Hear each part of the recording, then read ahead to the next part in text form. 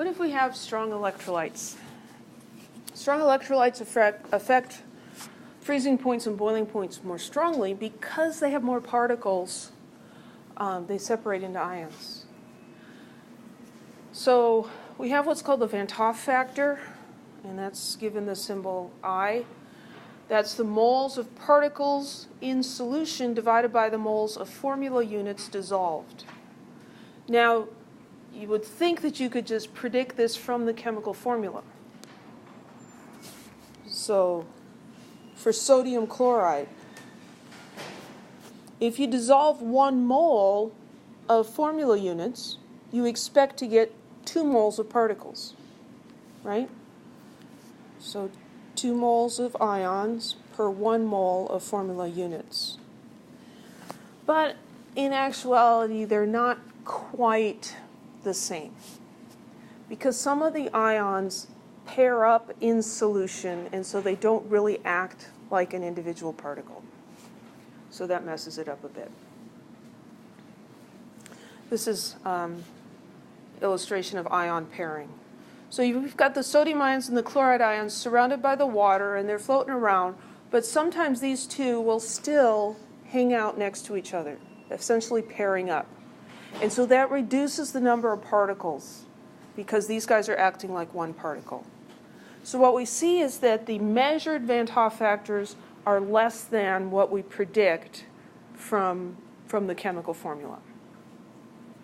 You do not need to memorize these either. You should be able to determine the expected Van 't Hoff factor. The expected factor is just looking at how many ions are in 1 unit of this. So 1 unit of FeCl3, if that separates into its ions, you're going to have 3 chloride ions and 1 iron ion. That's a total of 4. So that's where these expected numbers are coming. These are, the measured ones are actually measured. So when we're doing electrolyte solutions and calculating colligative properties, we need to use the Van 't Hoff factor.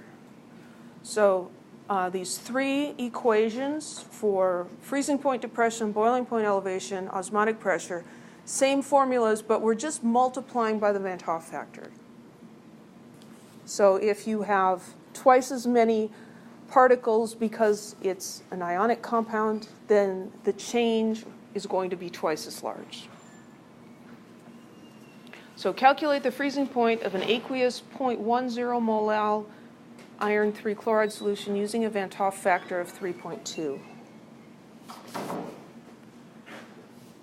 Well, the change in the freezing point is equal to the Van 't Hoff factor times the molality times the freezing point depression constant for water. So you can go look that up. It's 1.86 degrees Celsius per molal. You look that up. We're given that we should use a Van 't Hoff factor of 3.2. We would expect it to be 4, but it does some ion pairing, so it's not quite 4. The molality is also given to us, 0.10 molal. So freezing point depression equals 3.2 times 0.10 molal times 1.86 degrees Celsius per molal.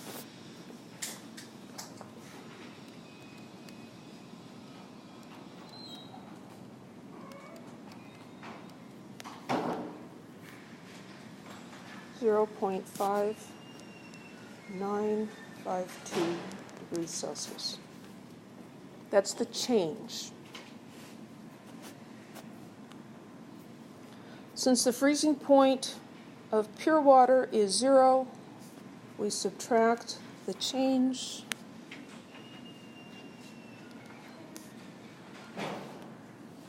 And we get a freezing point of negative point, that would round to 0.60 degrees Celsius. Any questions?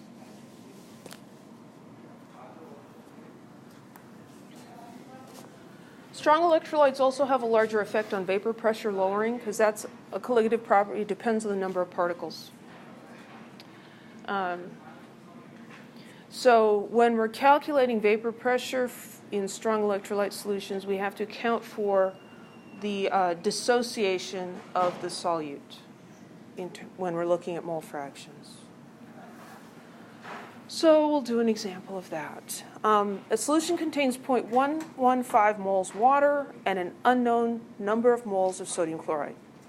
The vapor pressure of the solution at 30 degrees is 25.7 torr. The vapor pressure of pure water at 30 degrees is 31.8 torr. Calculate the number of moles of sodium chloride in the solution.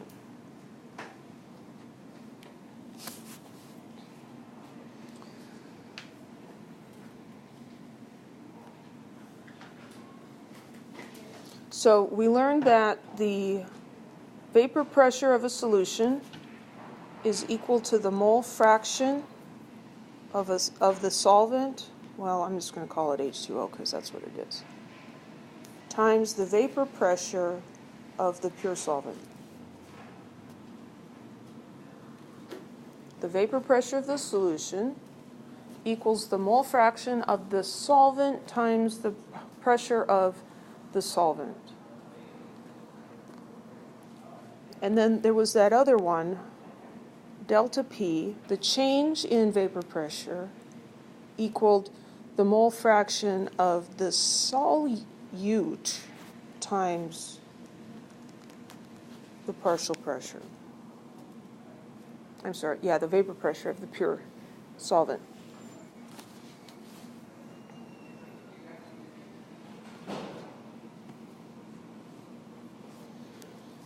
I'm not going to use that one. I'm just going to use the first one. I prefer to just have one equation and figure stuff out rather than try to deal with two of them. Okay, so what do we have? What are we given? We're given some partial pressures or vapor pressures, right? So let's identify what those are. So we've got 25.7 torr, and we've got 31.8 torr. Which of those is the vapor pressure of pure water?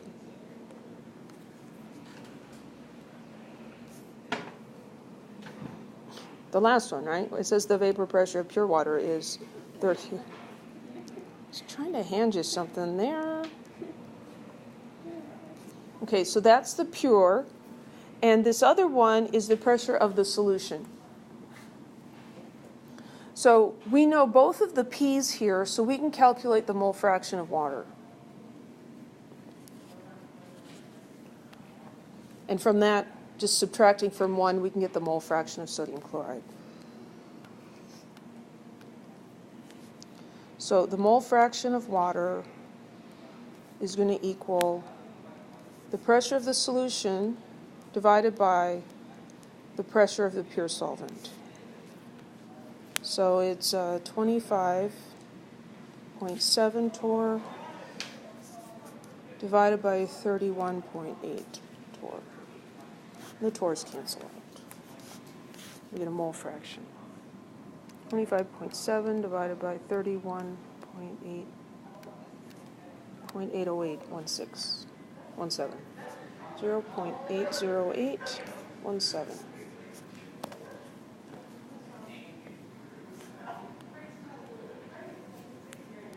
The mole fraction of sodium chloride is going to be 1 minus that. 0.19182.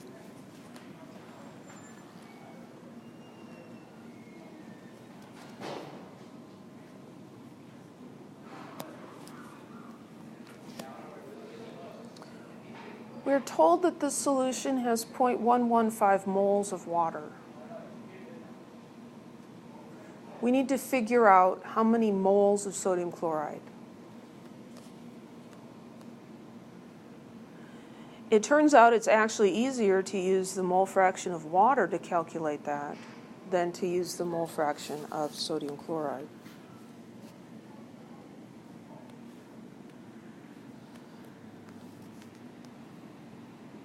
The mole fraction of water equals moles of water divided by moles of water plus moles of sodium chloride. Well, we know those numbers, right? We have the mole fraction.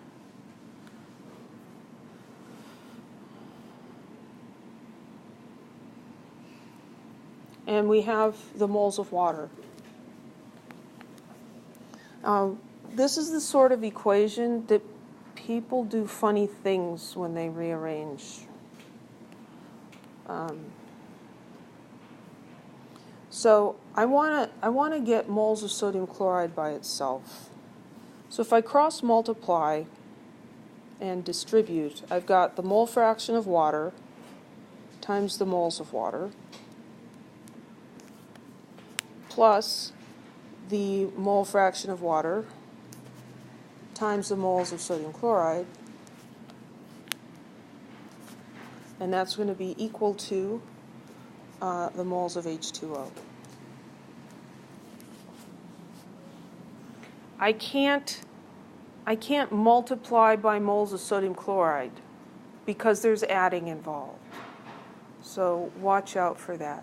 So I cross-multiply. I took this times that quantity, and then I distributed the chi, the mole fraction.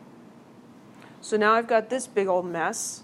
I can subtract this from both sides.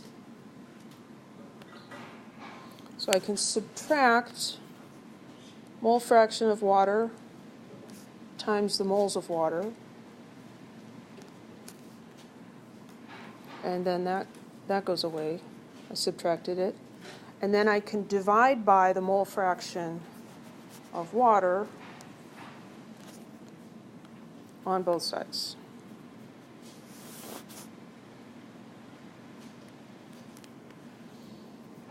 And these cancel out. That's how I can get moles of sodium chloride.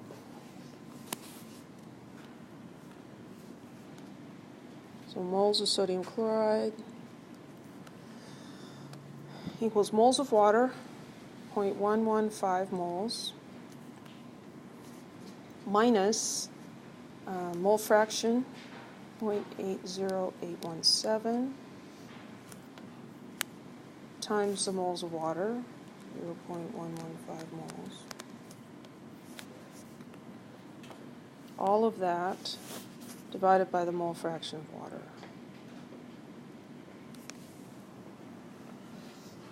0.115 minus 0.80817 times 0.115 equals, divided by 0.80817 equals.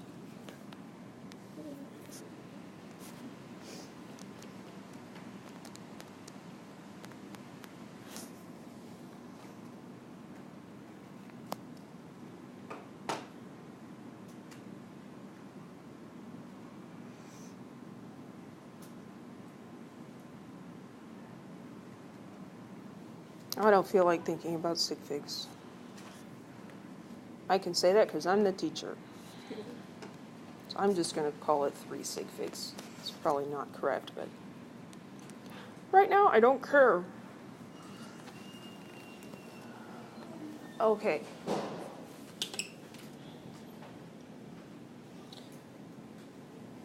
Is sodium chloride an electrolyte?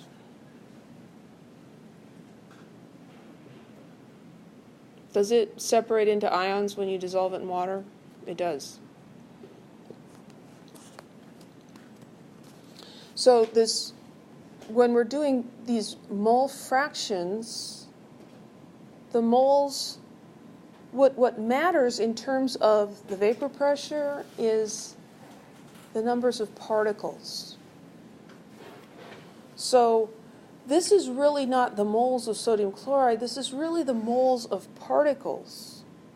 So the moles of sodium chloride is going to be closer to half of that. Does that make sense? This is the moles of solute particles, is what we found. So we need to divide by 2, because there are 2 moles of ions for every 1 mole of sodium chloride units. So divide by 2. So 0.0136 moles. That's going to be approximate unless we use the actual Vant Hoff factor. Any questions?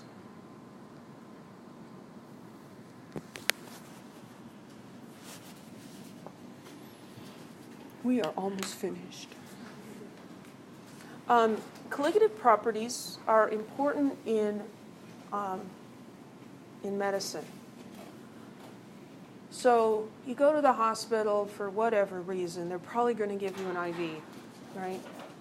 So they're going to be putting fluids into your blood. It's very important that those fluids have the correct amount of dissolved particles because of osmotic pressure. So here we have normal red blood cells. This is called an isoosmotic solution. So the osmotic pressure of, the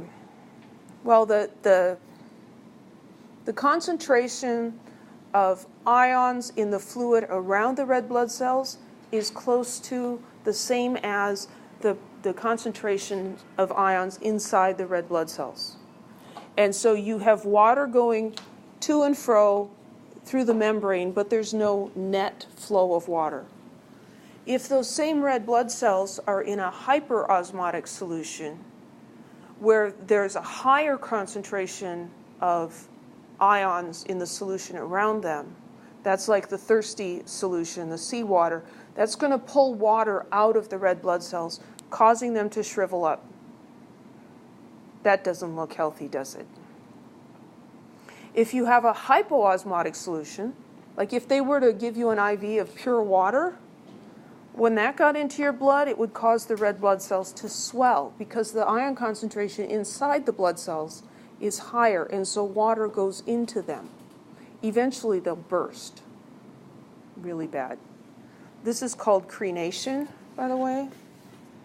I don't think that's on your final, but it's one that comes up on another final. Crenation. That's this problem here. So a hyperosmotic solution has a greater osmotic pressure. It's also sometimes called hypertonic. Hypotonic is too low of a concentration, so it's really important that you get the correct solutions.